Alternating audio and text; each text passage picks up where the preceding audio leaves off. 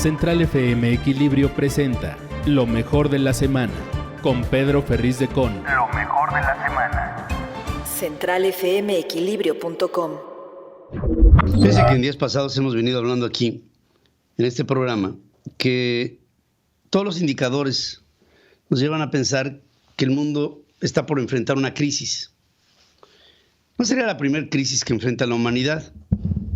Por supuesto que no. El siglo pasado fue un siglo de muchos retos. En el siglo XX se vivieron 2 guerras mundiales. En el siglo XX hubo una serie de confrontaciones tremendas que trajeron como resultado las manifestaciones de la polarización de un mundo occidental con un mundo oriental y que devinieron en lo que después fue, a principios del siglo XXI, el franco ataque al corazón de la vida política, económica y social del mundo occidental, con los ataques a las Torres Gemelas, al Pentágono, etc. Esa historia la conocemos.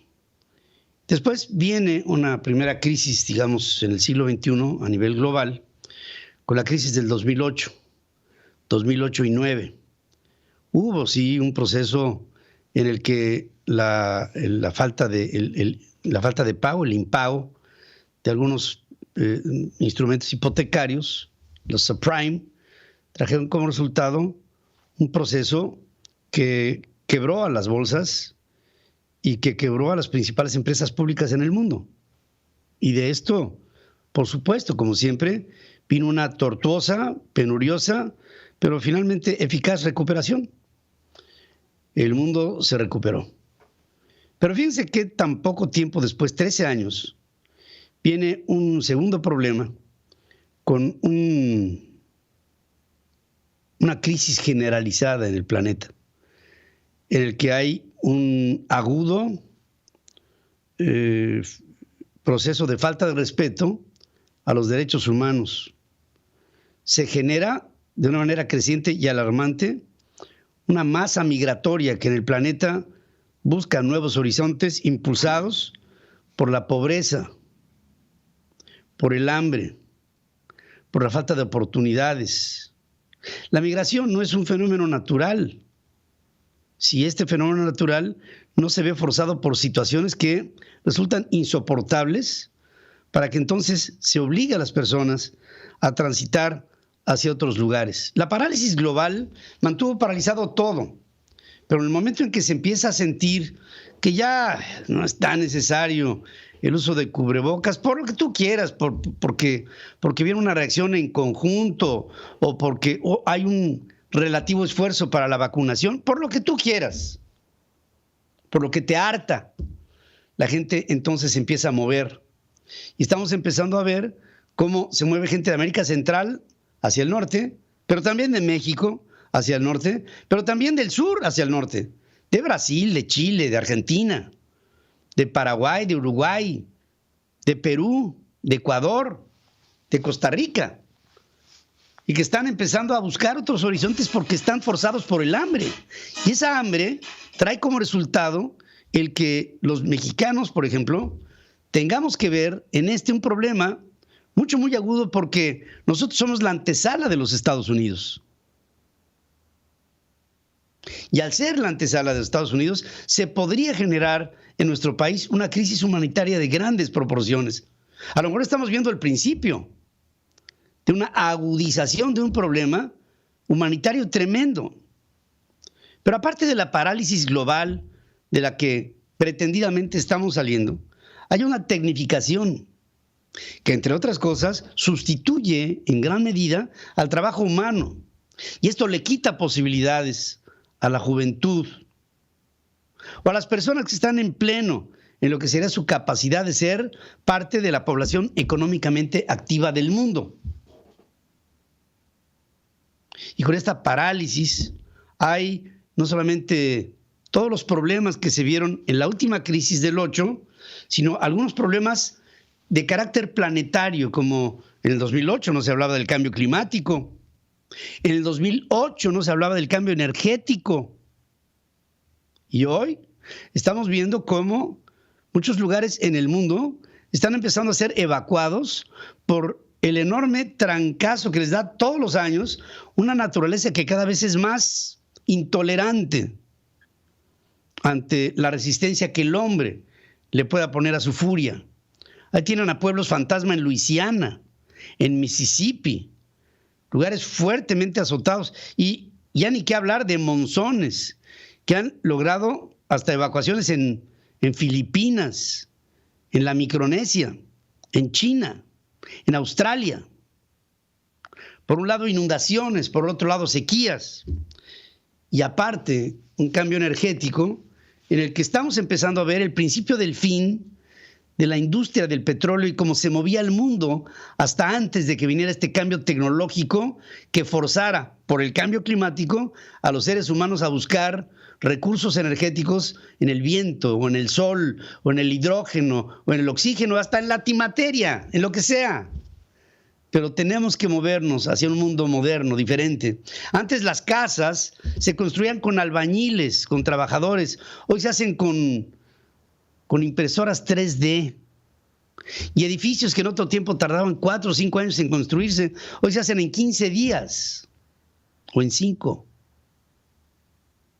Y cada vez hay menos la presencia humana y cada vez hay más la presencia tecnológica, y esto obliga a muchas personas a tratar de encontrar algo que hacer, ya sea de manera legal, ya sea de manera ilegal, ya sea de manera formal o ya sea por debajo del agua. Pero algo se tiene que hacer.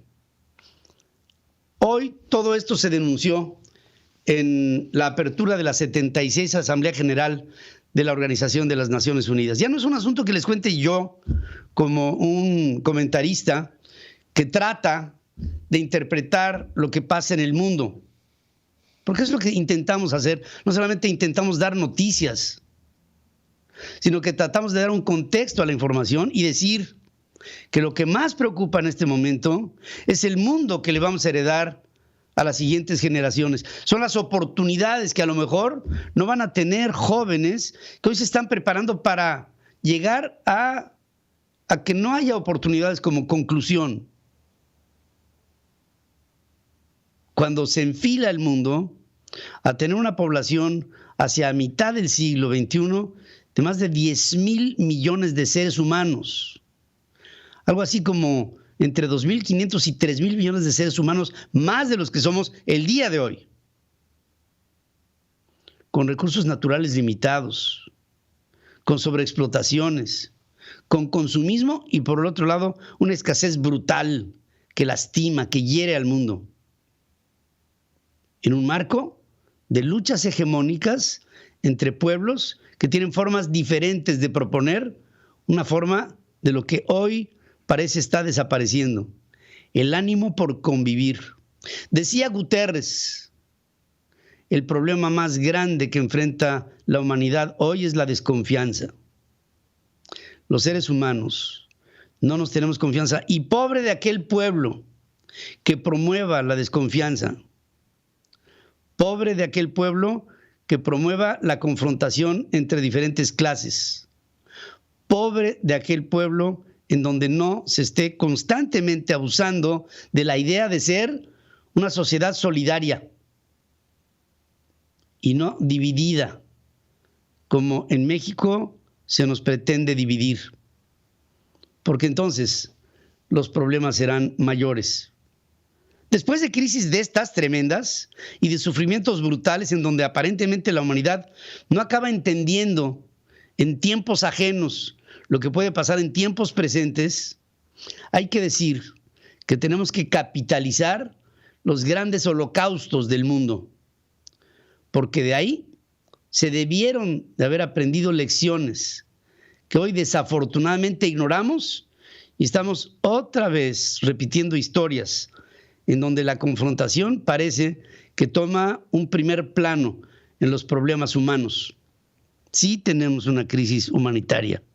Y lo dice Antonio Guterres de una manera clara. El mundo se enfila hacia un abismo y vamos caminando en esa dirección.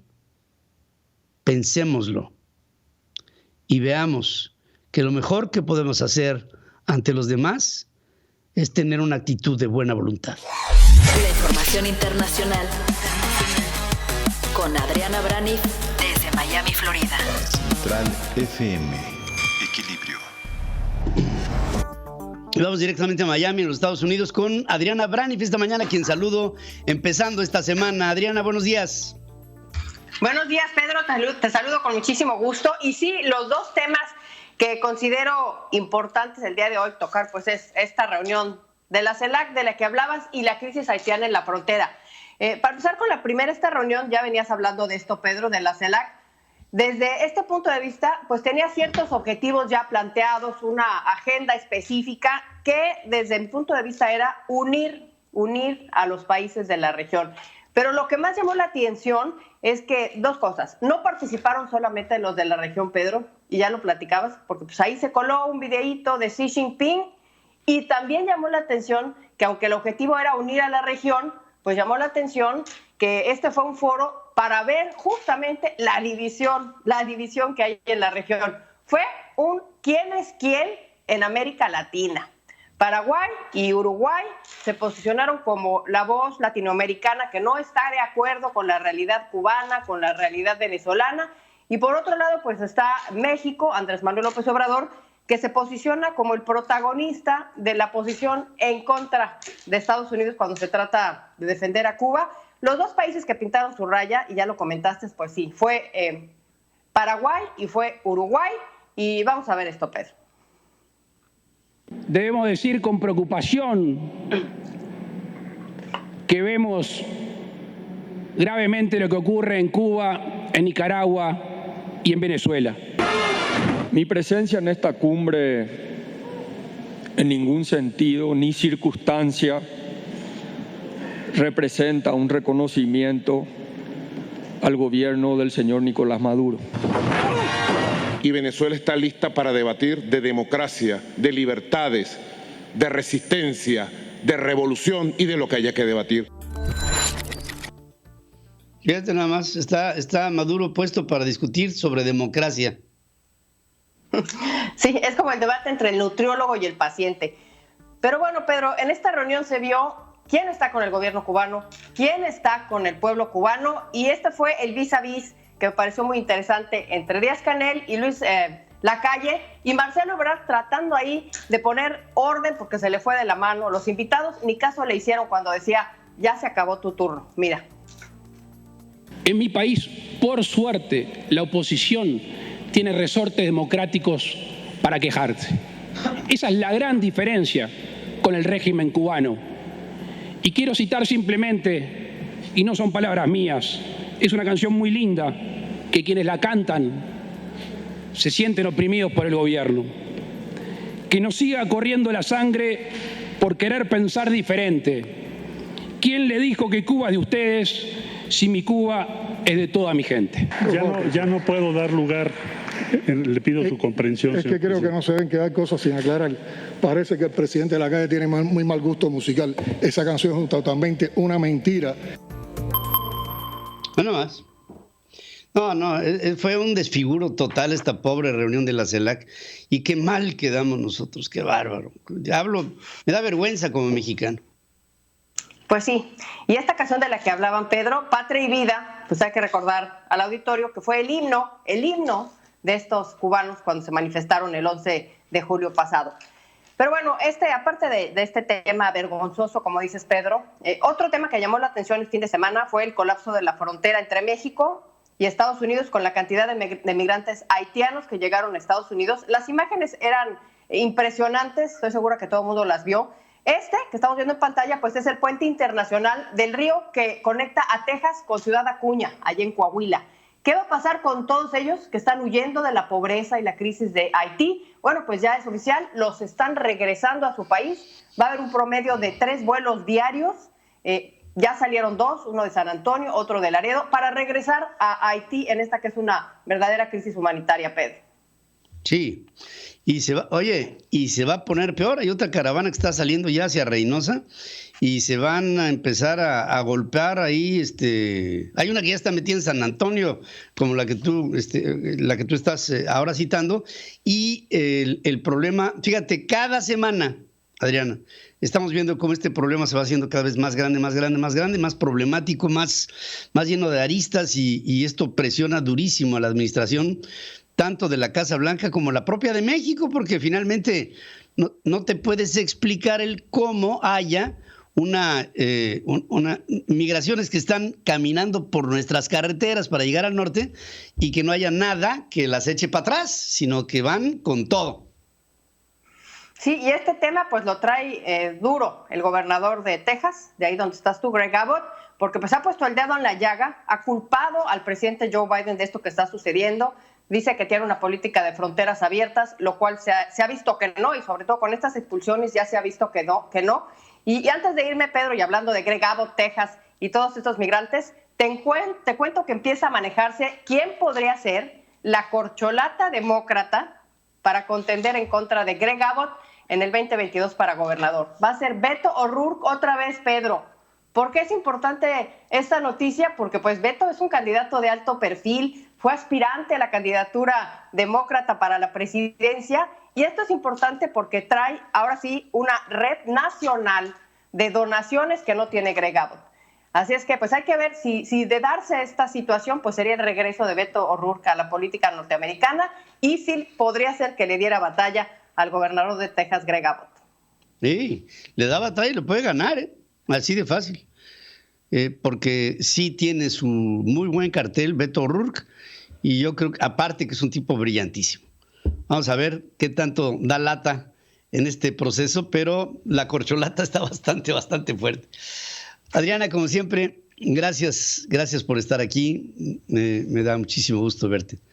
Y que tengamos una buena semana, que haya cosas buenas que informar. Gracias, Pedro, y estaremos pendientes y con mucho énfasis en esta semana que viene muy noticiosa. Claro que sí. Central FM Equilibrio presenta Lo Mejor de la Semana con Pedro Ferriz de Con. Lo mejor de la semana. centralfmequilibrio.com. Y voy directamente con nuestro querido Akbar Delgado, allá en Chihuahua, para hablarnos de algunas reacciones en el sector privado. Te saludo esta mañana, querido Akbar, buenos días. Pedro, muy buenos días. Hablando de estrategias de seguridad, fíjate, ayer se anunció que la Unidad de Inteligencia Financiera ejecutó el bloqueo de cuentas de más de 100 personas vinculadas a los cárteles, ya sea el de Jalisco Nueva Generación, de Tláhuac, del Golfo, de Guerreros Unidos, de la familia michoacana, bueno, entre otros. Ante esto, las voces de los empresarios lanzaron rápidamente. El presidente de la Comisión de Seguridad de Coparmex a nivel nacional, Ignacio Manjarres, observó que el área de inteligencia financiera se estaba viendo lenta para este tipo de incautaciones o de bloqueo de cuentas. ¿Qué te parece si lo escuchamos? Yo creo que ya el área de inteligencia financiera se estaba viendo lenta para este tipo de incautaciones o de bloqueos de cuentas. Desde un principio la administración actual del gobierno federal dijo que iba a trabajar conforme a la ley con la revisión de las cuentas de ciertos grupos delincuenciales para tratar de frenar este tipo de delitos, no nada más con la delincuencia organizada, sino también con secuestros y extorsiones hacia los mexicanos. A pregunta expresa sobre si es parte de limar asperezas entre México y Estados Unidos como parte de las consecuencias de esos detallitos ocurridos en el evento de CELAC, Manjarres expuso que ambos países, Pedro, tendrán que hacer su parte para librar este mal momento, y así lo dice. Algo que no debe haber entre México y Estados Unidos es generar un ambiente hostil o de confrontación. Compartimos un comercio que nos beneficia a ambos países. Tenemos que ver quiénes son nuestros aliados y con quién tenemos que tener una mejor relación y no querer ser candil de la calle y oscuridad de la casa, ¿verdad? Yo creo que ahí es donde se tiene que tener una reflexión hacia dónde tenemos que tender puentes. Curiosamente, es cuando Estados Unidos, días antes, nos puso en la lista negra del narcotráfico y ahora se están dando estas reacciones. Lo que sí es que se ve inevitable que haya un efecto al respecto, Pedro, ¿eh? Vamos a ver, sobre todo si andamos buscando la paz, también tiene sus consecuencias. Por supuesto, claro que sí. Bueno, pues sí, ahí está la Unidad de Inteligencia Financiera reaccionando tarde, a decir de la Coparmex, en este tipo de persecuciones que tendrían que ser sistemáticas y que a veces se dan, a veces hasta inconveniencia política, pero en fin, no vemos consistencia en todo esto, querido amigo. Akbar, te mando un abrazo, como siempre, con mi cariño aquí, desde estos estudios hasta Chijuyjuy. Acá en Chijuyjuy te vamos a estar esperuyjuy. Cuando gustes, vienes. Gracias, hermano. Un abrazo, Akbar. Gracias, Akbar Delgado, con información. Buenos días. La entrevista con Pedro Ferriz de Con. Central FM. Yulem Rementería, él es coordinador del Partido Acción Nacional en el Senado de la República, exigió a Morena respaldar la petición para que sea citado a comparecer Alejandro Gertz Manero, fiscal general de la República, y sea retirado de sus funciones tras su intento de llevar a prisión a 31 científicos y exfuncionarios por los delitos de delincuencia organizada y lavado de dinero. Y tengo justamente en la línea, y por supuesto para una entrevista, a Yulem Rementería para hablar sobre el tema. Senador, te saludo con mucho gusto. Hola Pedro, me da mucho gusto saludarte y saludar por supuesto a todo el auditorio Central FM. Igual, Yulem. Oye, pues vaya embrollo en el que se ha metido Alejandro Gertz Manero por diversas cosas. Me llamó mucho la atención, Yulem, y te lo pregunto. Un escrito que pone Raimundo Rivapalacios, en donde habla sobre todo lo que está sucediendo en la Fiscalía General de la República y habla de una supuesta vendetta de Gertz Manero en contra de estos 31 científicos porque no lo dejaron accesar a él como investigador del CONACYT, y esto deriva en las órdenes de aprehensión y en una carpeta de investigación para solicitar a jueces federales la aprehensión de estos 31 integrantes del Foro Consultivo Científico y Tecnológico. Así también lo pone Roberto Roque y algunos otros periodistas. ¿Qué opinas al respecto sobre esta venganza supuesta de Alejandro Gertz Manero? Pues mira, eso es lo que hay en el aire, efectivamente, Pedro, es lo que se ha dicho, se ha comentado ahí tras bambalinas, y la verdad es que sería terrible que esto estuviera sucediendo y que esa fuera la verdadera motivación, porque estaríamos hablando de una personalización de la aplicación o de la persecución política a través de estos instrumentos del Estado, como es la Fiscalía.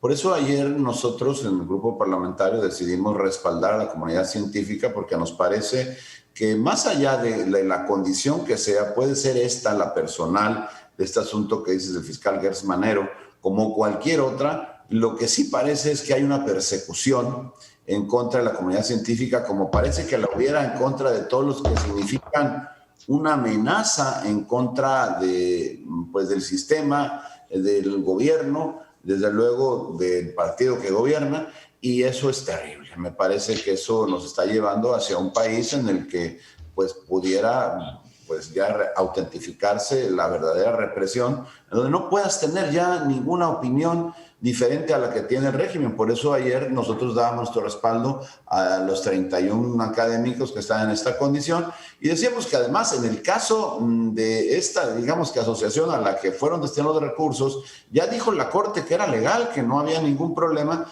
Entonces pues no sabemos por qué tienen que andar persiguiendo cuando argumentan esto. Y luego, caso aparte, lo de la directora del CONACYT, que francamente me parece que se han excedido. Por lo tanto, hemos decidido respaldar abiertamente a la comunidad científica, y bueno, si en lo individual, porque tampoco podemos hablar por todos, pero si en lo individual hay algo, bueno, pues que se investigue y en su caso se proceda, pero no puede de repente pensarse que un ataque hacia 31 científicos del país pueda justificarse de una manera tan sencilla. Oye, y luego todo esto orquestando desde la Fiscalía General de la República a lo que viene siendo el comunicado y por supuesto las declaraciones que da este diputado, ¿cómo se llama? El rey del carbón, hombre, se me fue de la cabeza, Guadiana, el senador Guadiana, en donde sale nuevamente a decir que hay que auditarlos y hay que perseguirlos, a lo que inmediatamente se deslinda tanto la Unidad de Inteligencia Financiera como el senador Ricardo Monreal. ¿Qué opinas al respecto? Pues me parece que fue un desliz del senador, francamente. Yo conozco al senador, no estoy seguro que eso lo haya dicho con conocimiento, con absoluto conocimiento de causa, y yo más bien creo que fue algo pues un resbalón en donde de plano pues no supo muy bien ni lo que dijo. Por eso es que la propia Santiago Nieto y Ricardo Monreal dijeron, no, pues aquí nosotros no tenemos que ver con eso, porque saben que lo que se está haciendo desde la Fiscalía, ha sido condenado por todos los medios, Pedro, no nada más aquí en este espacio, sino en todos los medios del país. Yo he visto una condena en contra de esta actitud que lo que pretende es pues seguir con esta persecución a quienes son tus opositores, y en este caso particular resulta hasta peor, pareciera que fuera personalísima. Por eso es que ayer nosotros a pregunta de algunos periodistas decíamos que sí, que el Senado desde luego que estaría en condiciones de poder citar a comparecer al fiscal para que explique cuáles son las verdaderas motivaciones, lo que se pueda en la carpeta comentar, pero que bueno, que se vea que hay un interés en que las cosas sucedan como deben de suceder en el Estado de Derecho. Y que ahora yo te pregunto, senador, de la persecución sea correcto, ¿no? Yo te pregunto, senador, porque no es el primer escándalo de venganzas personales que tiene Alejandro Gertz Manero dentro de la Fiscalía General de la República. Está el caso de la muerte de su hermano, que ha sido bastante escandaloso, en donde tiene en prisión a la que presuntamente es la hija de la mujer que vivía con su hermano y que está en la cárcel, y que la familia ha dicho en reiteradas ocasiones que esto asiste nuevamente a una vendetta personal por parte del fiscal general de la República. Y dentro de los argumentos que tú presentas para llamarlo a comparecer, pues está la destitución del cargo. Seguramente será por uso excesivo de sus atribuciones. Pues sí, mira, hay que analizarlo. En este momento no podemos hacer juicios adelantados porque estaríamos actuando exactamente como él. Pero lo que sí queremos es que se valore y en todo caso exista hasta esa posibilidad. Llegada el momento, si no se justifican las actuaciones que de entrada pareciera que no tienen una justificación, bueno, pues lo que hay que hacer es eventualmente pues solicitar. Desde luego aquí hay que decirlo, Pedro, para que el auditorio le quede claro, no es lo que el PAN pida, es lo que el Senado resuelva. No sé por qué esto se tiene que resolver por mayoría, pero sí fijar nuestra posición respecto a qué debería ser. Por eso es que lo mínimo que podemos hacer es, bueno, convocarlo a comparecer y que se explique qué es lo que está pasando y bueno, que nos dé sus razones para que podamos... No solo es el caso de los científicos, Julen, porque digo, hablemos de la Fiscalía General de la República y hablemos de la independencia de la Fiscalía y de lo que está considerado como el fiscal carnal, porque es el caso de Emilio Lozoya, es el caso de Rosario Robles Berlanga, es el caso de la investigación en contra de Ricardo Anaya, es el caso de los científicos del...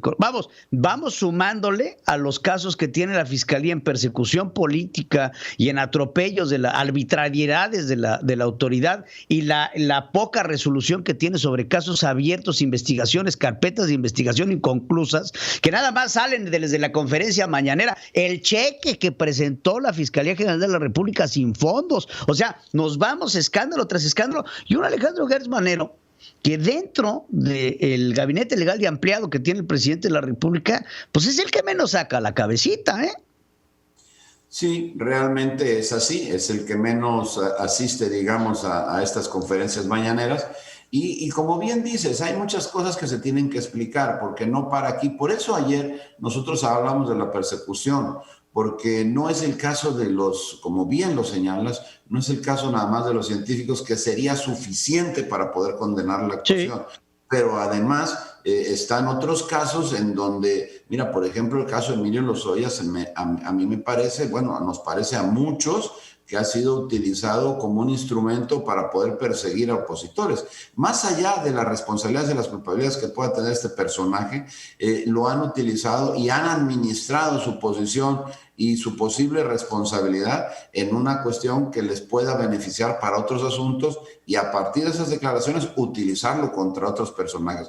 Entonces, todo eso, cuando lo vas viendo en conjunto, pues hace un cóctel de cosas que dice, bueno, hay que revisar qué está pasando ahí, y yo creo que el Senado, si tiene, digamos que la obligación de nombrar a quien es el fiscal, también tendría la obligación, ¿por qué no? De hecho, así está en la ley, de revisar qué es lo que está pasando con él, ¿no? Eso es justamente lo que te iba a preguntar. ¿Es atribución del Senado de la República el solicitar el retiro y aprobación del fiscal general de la República? Mira, la atribución de solicitar, ahora sí que es de cualquiera. Lo que estamos hablando es que sí es atribución de, digamos que de aprobar el nombramiento. Y lo que es en esa condición, pues por supuesto que es atribución el poder solicitar la comparecencia. Ahora, el tema de la renuncia, bueno, pues ya no es atribución. Solicitar una renuncia, pues es solo eso, una solicitud. La remoción es mucho más complicado, pero bueno, habría que explorar. ¿De quién es atribución la remoción? Bueno, hay causas justificadas que se tendrían que actualizar, que no se pueden expresar solamente en una plática como esta, que habría que acreditarlas para que pudiera en todo caso proceder una figura como estas. Pero ¿tiene mano el presidente en la remoción del fiscal general de la República? Si es así. Vamos a poner el escenario que procediera. Vamos a poner el escenario que se llama la comparecencia y el Senado de la República decide la remoción del fiscal general de la República. ¿Está dentro de las atribuciones del Senado? Del Senado sí pudiera llegar a ser. En el caso del presidente no, porque hay que recordar que la Fiscalía es autónoma. Entonces, pues eso no podría ser desde la presidencia, pero bueno, se tendría que actualizar las hipótesis. En este momento no las tengo en la mente memoria, pero efectivamente lo que hay es la posibilidad, porque a ver, nadie es intocable en este país. Hasta hoy mismo al presidente se le puede llegar a imputar alguna clase de delitos. Hay todo un procedimiento que no es el retiro del fuero como lo han, digamos que, pues, querido vender. Sí, que hay todo un procedimiento, pero al final de cuentas, hasta el ministro o presidente, pues por supuesto que al fiscal, a cualquier ciudadano en el ejercicio de alguna función específica en este país, en cualquier institución, pues tiene responsabilidades que si se actualizan lo suficientemente comprobables, pues puede llegar a acabar con su puesto, ¿no? Entonces yo creo que lo que tenemos que iniciar es por pedir la solicitud, o digamos que pedir la comparecencia para que estemos en condiciones de exigir que se explique pues todo lo que se está hablando de estos casos, de diversos casos.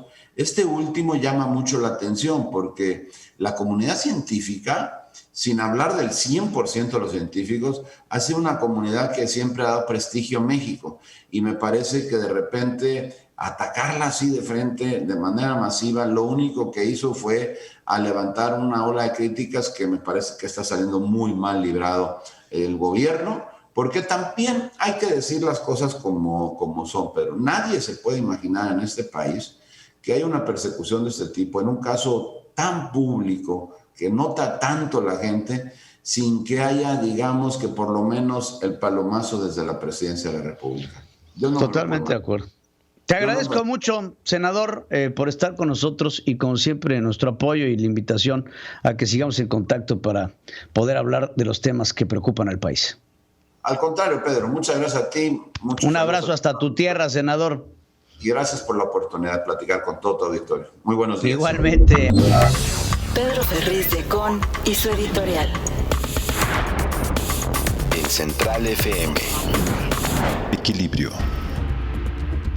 Miren, llama mucho la atención lo que hemos visto ahora recientemente contra los científicos y quiero darle un poco de trasfondo, porque estas iniciativas de ir en contra de la ciencia vienen desde la política de austeridad del presidente Andrés Manuel López Obrador. Lo primero que hace el presidente cuando llega a la presidencia de la República es cortar muchos de los apoyos que se daban a la comunidad científica, a las ciencias, a las artes, a las investigaciones, sobre pretexto de la austeridad republicana. Sin embargo, las denostaciones en contra de todo aquel que goce de una educación vienen desde la cabeza. Desde el presidente Andrés Manuel López Obrador, que en reiteradas ocasiones se ha ido en contra de todo tipo de profesionistas. Y refrescarle la memoria, creo que sería importante. ¿Se acuerda usted cuando el presidente de la República se fue en contra de los médicos? Cuando empezó la pandemia, el presidente Andrés Manuel López Obrador arremetió en contra de doctores, en contra de profesionistas de la medicina, diciendo que eran unos careros. Después se fue en contra de arquitectos, ingenieros, constructores, argumentando que estos eran artífices de la corrupción y que le cobraban al pueblo y que se obviaran ustedes ese tipo de personas, que mejor contrataran a un maestro de obras o a un albañil para poder construir sus casas y que los apoyos ya no se iban a dar hacia los ingenieros y arquitectos que construían las ciudades, sino directamente al pueblo para evitar el moche. Después se fue en contra de la clase media por ser educada. No se diga a todos aquellos que estudiaban en universidades en el extranjero, porque eran considerados fifís. Bueno, citando un párrafo de esta novela del Padrino, erróneamente, porque se ve que no la ha leído, porque es un hombre inculto.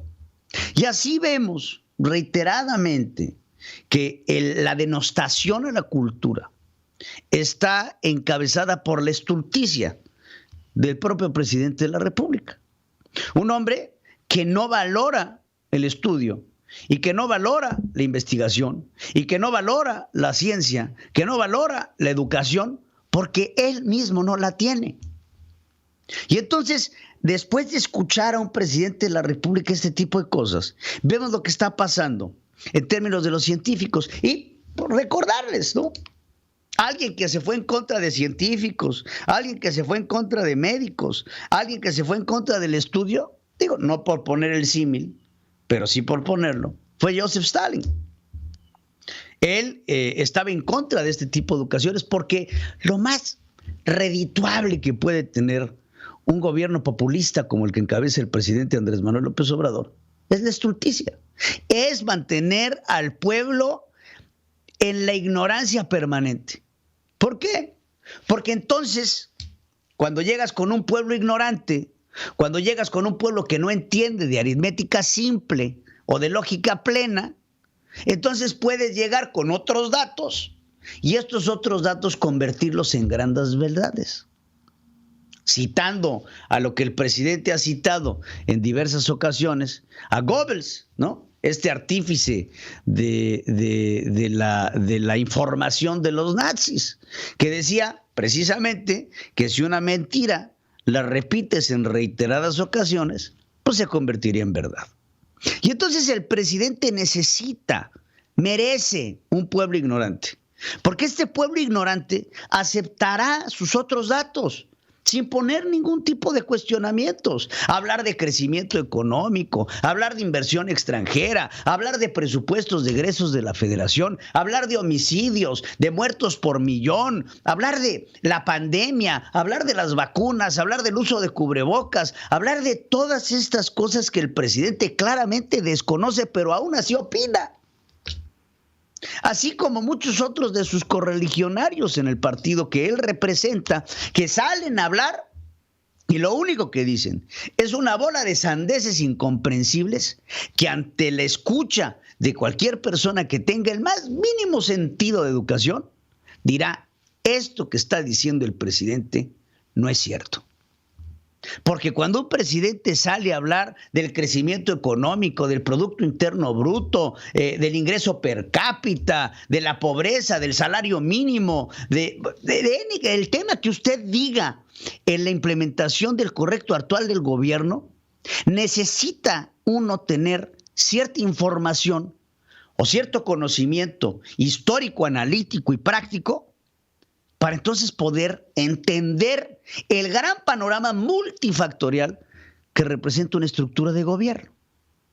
Pero entonces, pues eso no va de acuerdo con el discurso del presidente. El presidente quiere salir y ejercer los datos y dar la información que habla ex cátedra y que se tome como cierta, y que nadie se le ocurra llegar a cuestionar las acciones del presidente, porque los datos que él tiene, según su limitada capacidad, son los correctos.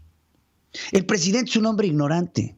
El presidente es un hombre que sale con citas y textos, que sale a decir que México se fundió hace 10 millones de años y entonces uno tendrá que salir a defender. No, es cierto, no, es que México está desde hace 10 millones de años, dijo el presidente de la República. Dijo el presidente de la República que mientras México se fundaba, pues todavía caminaban mamuts. en el año de 1300, cuando los mamuts ya estaban extintos hace cientos de miles de años. Pero entonces uno ya no va a poder cuestionar ese tipo de cosas, ni siquiera poder hablar de la constitucionalidad o no constitucionalidad de todas las iniciativas que presenta el presidente ante el propio desconocimiento de la ley, porque el señor pues no es jurista. Entonces no conoce, pero sí opina. No conoce, pero sí propone. No sabe, pero qué bien inventa. Y lo vemos a cada rato. Estamos gobernados por una bola de estultos. Estamos gobernados por un grupo de ignorantes que pretende de hacer de otros datos sus datos.